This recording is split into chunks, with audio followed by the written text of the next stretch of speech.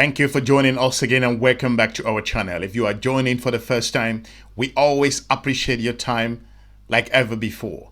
Listen folks, I know a number of you have complained that you do not receive our notification, that each time you write your comments, they are being deleted. We don't have full control over this. There's nothing we can do about it. That's to tell you the message is sinking and the continent of Africa is telling its own story from the geostrategic point of view. That's what we do here. So I would encourage you to continue to like and more importantly, share the video so the continent of Africa can navigate itself from this murky geostrategic engagement with the United States of America. Go back to a couple of weeks ago. The country of the United States of America put a number of countries across the region under tremendous pressure. The Trump administration continued to fold the hands of African nations, especially Nigeria, the countries across the Sahel, looking at more importantly West African nations that recently appeared at the White House who were condescendingly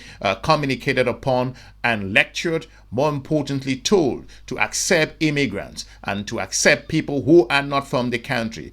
I wonder why you continue again to make sure that you give Donald Trump the platform to shine globally. Africans, you got to wake up, because the relationship between the countries across the continent of Africa under this administration is nothing to write home about. It is shameful, it's embarrassing, it's based on condescending engagement, lack of collaboration, unprofitable relationship. The African Growth and Opportunity Act at the moment will be on life support. And more importantly, Egypt, South Africa, Lesotho, and the rest have come under incredible pressure. Even the darling of the United States of America, Nigeria, has come to realize that the United States does not care with regards to strategic partnership when it doesn't favor its own interest. Why am I saying this? I'm saying this because the country of Eswatini, after South Sudan turned down the United States of America's pressure to receive deportees to its country, the United States has turned to the country of Eswatini, formerly known as Swaziland. For those of you who don't know this country, before we go into more details with regards to this particular condescending engagement with the country of Eswatini, I find this laughable from the geopolitical perspective, and why the continent of Africa should pay closer attention regards to the conversation that their leaders and nationals in particular across the region, why the geopolitical environment has shifted and Africa must shift as well. According to CNN, based on communication and news information, across Africa and in the tiny nation of Eswatini, fury has erupted over the arrival of foreign deportees from the United States of America after its government confirmed that migrants described by the United States of America's homeland and security spokesperson as some kind of language that I'm not going to use on air and had been sent to the country's prisons in Eswatini. If you look at other perspective, formerly known as Eswatini, for those of you who don't know Eswatini, to call it here Swaziland. Eswatini is governed by a monarch who had absolute powers. Most recently on Wednesday, officials said that 5 deportees from the United States of America were being held in isolated units in its jails, acknowledging a widespread concern, but insisted the deported men pose no threat to the country or its citizens. This is laughable for Eswatini to come out and say that nationals, deportees that the United States of America find unacceptable, who cannot live in their own land, who cannot stay in the country of the United States, you find it okay to keep them in your country, that they pose no particular concern to your nationals and citizens. How disgraceful is Eswatini gone? What has happened to the country of Eswatini? All African nations are refusing to accept this particular relationship that is not fruitful. Is this the particular geopolitical collaboration we are talking about? Is this what meetings are all about? Is this to send these particular criminals to the country of the continent of Africa? I think Eswatini has gone to the lowest low. China, Russia, even European partners that you don't agree with have not asked for you guys to receive nationals. Is it poverty in Eswatini? What's going on that you will accept the United States of America, individuals that cannot be accepted in the US own territory, and a tiny nation in the continent of Africa that struggles with regards to economic development and growth? You are accepting this? Is it because of the quid pro quo? What's going on with regards to the international community based on the collaboration between the country of Eswatini and the United States of America? South Sudan stood its ground. Senegal stood its ground. The countries of Mauritania spoke out that they do have their own concern. Nigeria said they have enough problems to deal with. A whole lot of particular countries around the region. And a tiny nation in the continent of Africa, you are falling for this trap. It is embarrassing. Let me look at the trade between the United States of America and the country of Eswatini. If you forgot that, let me remind you that Eswatini at the moment has a 10% tariff regards to Donald Trump's collaboration with this particular country of the continent of Africa. The trade relation between the Eswatini and the United States of America involves significant goods trade, with the United States typically holding a trade surplus with the Eswatini and the Eswatini benefiting from the eligibility under the African Growth and Opportunity Act, known as AGOA, which I've spoke about over and over on this channel, for preferential market access. If you look at the data in 2024-2023, total United States of America's good trade to the Eswatini reached over $68 million US, including over $46 million in the United States of America's export and $22 million in the United States of America's import. AGOA has been the crucial for Eswatini's own export to the United States, particularly in the apparel sector,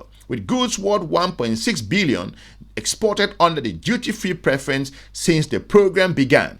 It is interesting to know that the African Growth and Opportunity Act, which countries like Eswatini rely upon, is on the chopping board. I've said this over and over.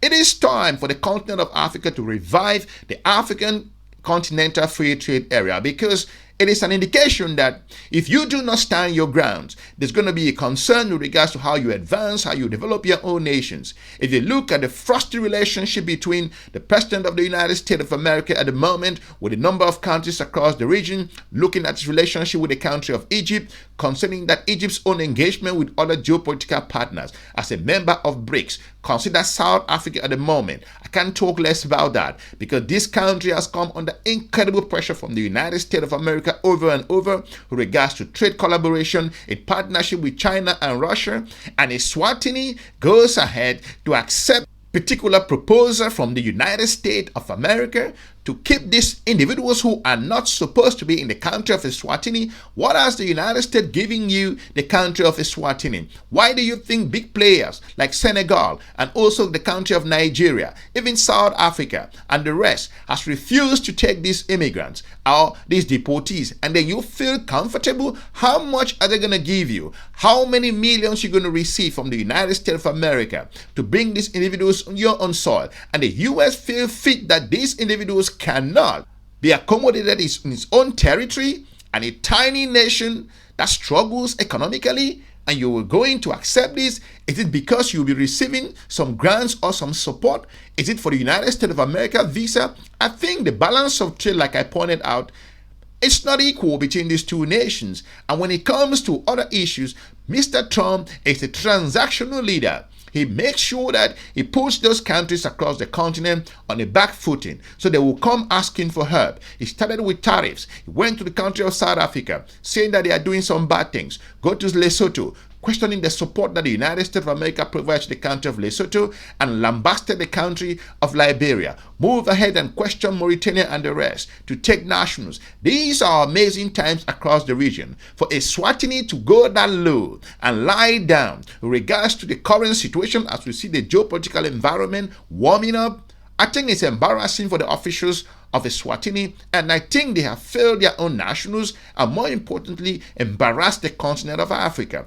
These are moments where we expect leaders across the region to speak with one voice and come out and make it clear, the United States of America, that if you do not find it comfortable to keep those individuals in your own nations, we too do not have space in our countries. Period. That's how the strategic relationship should be. At this moment, go across the board and look at the relationship between the country of the United States of America and a number of countries across the region. It's not looking so cozy. It is important to know that the pressure on the African countries is growing. While Trump administration's mass deportation to prisons of El Salvador have also made headlines around the world, the White House has also been quiet, attempting to strike agreements with a number of African countries to accept deportees originally from other nations.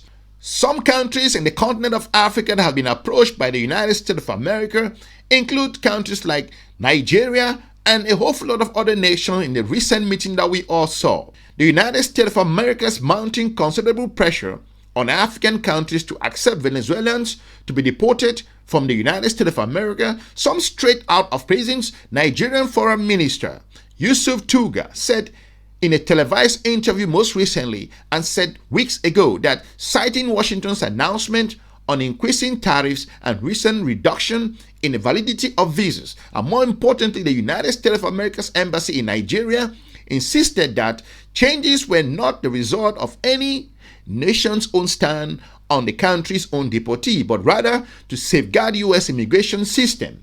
You see, the back and forth is coming in a way that the continent of Africa needs to be smart at the moment, because if you're revoking visas in a number of countries, nationals to travel to the United States of America, and then you go behind and ask them to receive those deportees from the United States, I think it's questionable regards to this particular relationship on how African nations to engage the United States of America administration at the moment. It is interesting to know that the countries across the region, to an extent, I will say, have come to the realization that the U.S. may not be as strategic a partner as once they thought, based on geostrategic relationship. If you look at the European Union at the moment, across the United States of America's own relationship, more importantly China, Russia, and a whole lot of other countries, major economic powerhouse across the continent of Africa, have come to realize that the U.S. at the moment may not put their own interest first. Why am I saying that? I'm saying that because the most important trade agreement that the United States of America had with the continent of Africa, talking about the African Growth and Opportunity Act, this was a wake-up call over and over. South Africa has been pushed back and forth as a result of this. We've seen US's officials, senators, congressmen came out over and over and said South Africa should be taken out of AGOA, and more importantly, based on its own relationship, we've seen how AGOA has become a tool that the US has used across the continent of Africa to silence African countries and make sure that it has leverage upon them. This behavior by the country of Eswatini, it will go down in history as a time when the continent of African nationals and citizens were paying attention and other major players were refusing to accept Mr. Trump's own people he is rejected in his own country. And to come to Eswatini, I think is the lowest of lows in the country of Eswatini. Is it difficulties? Is it economic challenges? Is it afraid to take a visa to go to the United States? What are the officials of Eswatini doing? And they come out and say they are fine, that those individuals pose no particular challenge in the nationals. Who told you that? I think that's embarrassing for the country of Eswatini to sit up at this moment and speak to the United States of America and let them know that this is across the board and it is an issue that needs to be dealt with the parliaments of this African nation. Why don't you get your parliaments across the continent of Africa to be involved in this? You are portraying yourself as beggars. You are portraying yourself as a one-man delegation or a one leader ruling the nation. Why don't you go to your own different parliament and ask the parliament to vote on if you want to receive U.S. immigrants or not? Eswatini, you have made the wrong decision. And at this moment, the continent of Africa is zooming on you and watching your move with regards to the relationship between Eswatini and the country of the United States of America. I will be looking forward to meeting you soon in our next episode. Have a good day. Bye-bye.